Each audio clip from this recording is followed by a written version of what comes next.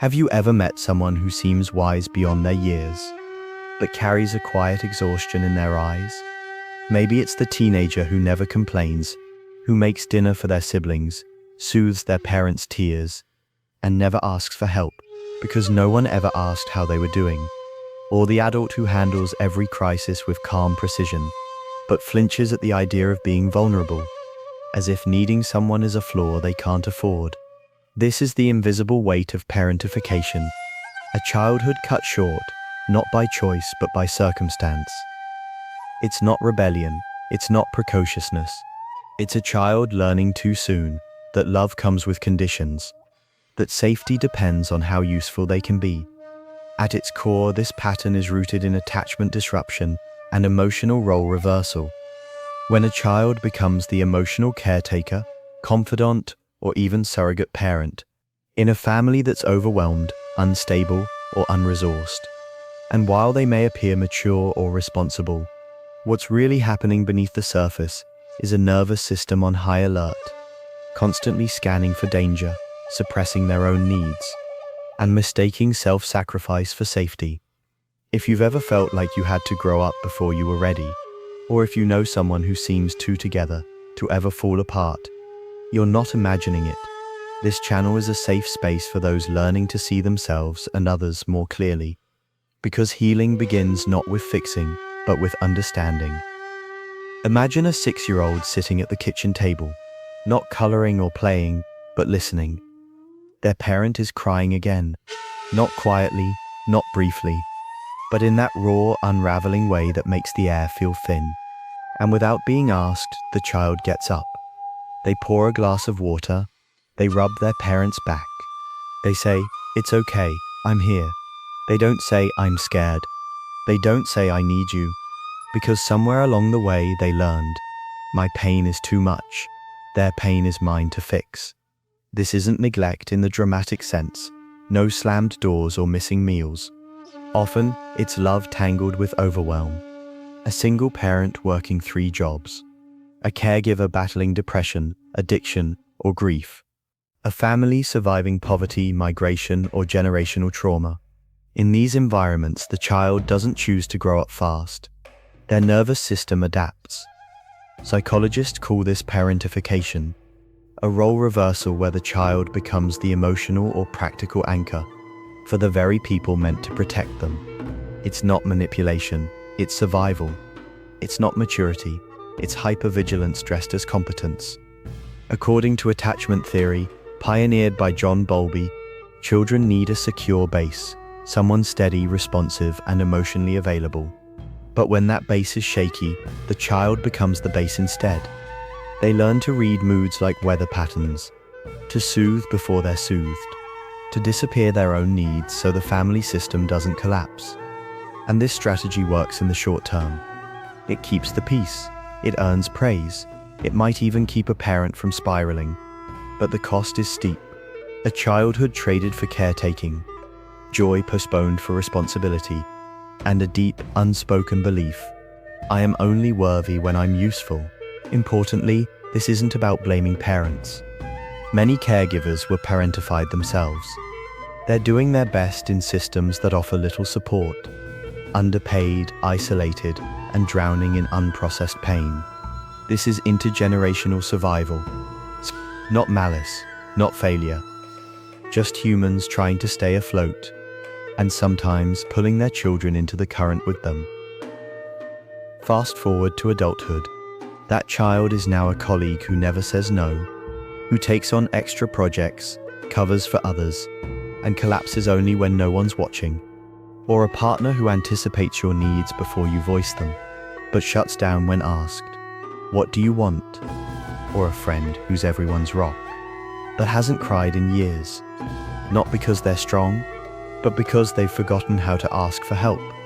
On the surface, they seem capable, reliable, low maintenance, but inside there's a quiet hum of exhaustion, a constant calculation. Am I doing enough? Am I needed? Am I safe? This is where the childhood strategy meets adult reality.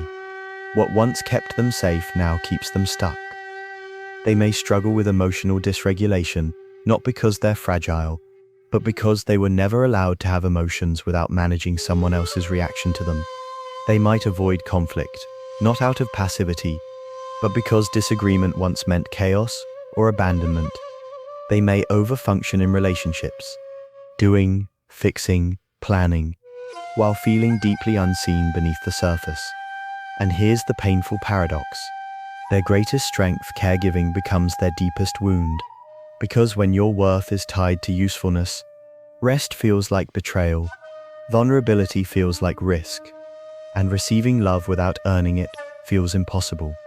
Others might say, "You're so mature," but what they don't see is the grief.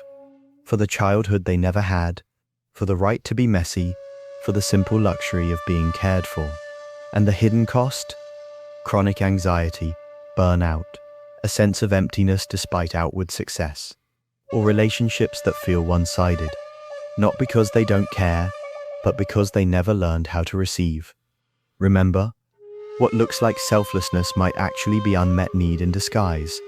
What looks like control might be a nervous system screaming, "If I stop holding everything together, it will all fall apart."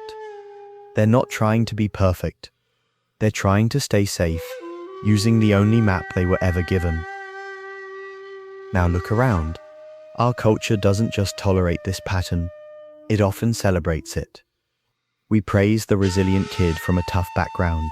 We call them old souls or natural leaders. We reward the employee who never complains and the friend who always shows up. But rarely do we ask, at what cost? Social media amplifies this further. Scroll long enough and you'll see posts like, "Started working at 14 to help my family. No excuses, just grind." Or "Never had a childhood, build your own." There's truth in that, but also a dangerous myth. That suffering in silence is noble. That independence means never needing support. That healing is a solo journey you must optimize like a productivity hack. Meanwhile, workplaces reward overfunctioning. The person who picks up the slack gets promoted, not the one who sets boundaries and protects their energy. And in relationships, we're taught that being there for someone means absorbing their pain, not that healthy connection requires mutual care.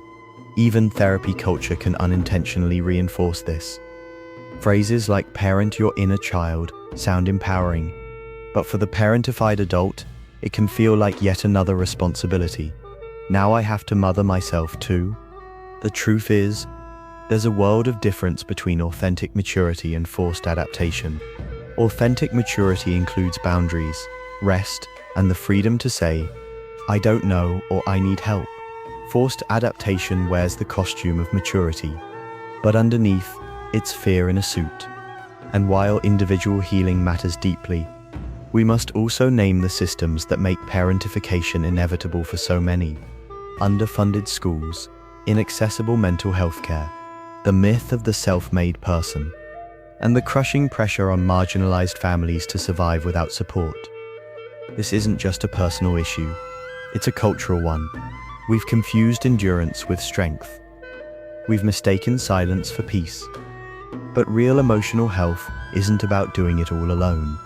It's about learning, sometimes for the first time, that you're allowed to be human. Not perfect, not indispensable, just human. And that's more than enough. So what now? If this pattern lives in you, if you've spent years being the steady one, the quiet one, the one who has it together, healing doesn't start with doing more. It starts with undoing. Try this next time you automatically say "I'm fine." Pause. Ask yourself, what if I'm not fine and that's okay? Or when you feel that familiar urge to fix someone else's problem before they've even asked. Breathe. Ask, am I helping or hiding? Because often the parentified adult helps others to avoid their own unmet needs, to stay in control, to prove they're worthy of love. But you don't have to earn your right to exist. You already have it. Start small. Let someone else choose the restaurant. Say "I don't know" in a meeting. Leave a dish in the sink and go to bed. These aren't acts of laziness. They're acts of rebellion against a lifetime of self-erasure. And if you're on the outside, if you love someone who grew up too fast, Your role isn't to fix them, it's to witness them. Don't say, "You're so strong." Instead, try, "You don't have to hold this alone." Don't wait for them to ask for help. Gently offer it. "Can I take something off your plate today?" And when they finally show you their softness, their doubt, their fatigue, their fear, don't rush to solve it. Just say thank you for trusting me with that. Protect your own energy too. You can honor their history without becoming their emotional caretaker. A calm, clear boundary like "I care about you, but I can't talk about this right now" isn't rejection, it's respect. Remember, clarity is kinder than avoidance. Presence is more powerful than performance. And you don't need to change them or yourself overnight. You just need enough awareness to choose a different response. One breath, one boundary, one honest no at a time. Healing isn't about becoming someone new. It's about returning to who you were before the world asked you to disappear. Remember that child at the kitchen table, the one who poured the water, rubbed their parents' back, and swallowed their own fear so someone else could feel safe. They're still here, maybe in you, maybe in someone you love, and they deserve more than praise for their strength. They deserve tenderness for their wounds. They deserve the chance to be messy, uncertain, and imperfect. Not despite their past, but because of how hard they've carried it. You don't have to earn rest.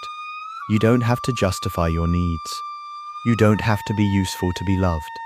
Your worth was never conditional. It was always whole. And if you've spent years believing otherwise, that's not your fault. It's the echo of a survival strategy that served you once, but no longer needs to define you. So today, try this. Let yourself want something just because it brings you joy. Not because it helps someone else. Not because it proves your value. Just because you like it. That's not selfish. That's sacred. Not every storm needs your umbrella. Sometimes the kindest thing you can do is stay dry. And finally let someone else hold you. If this helped you see something in a new light, you belong here. Hit subscribe. And remember, your calm is your compass, even in someone else's chaos.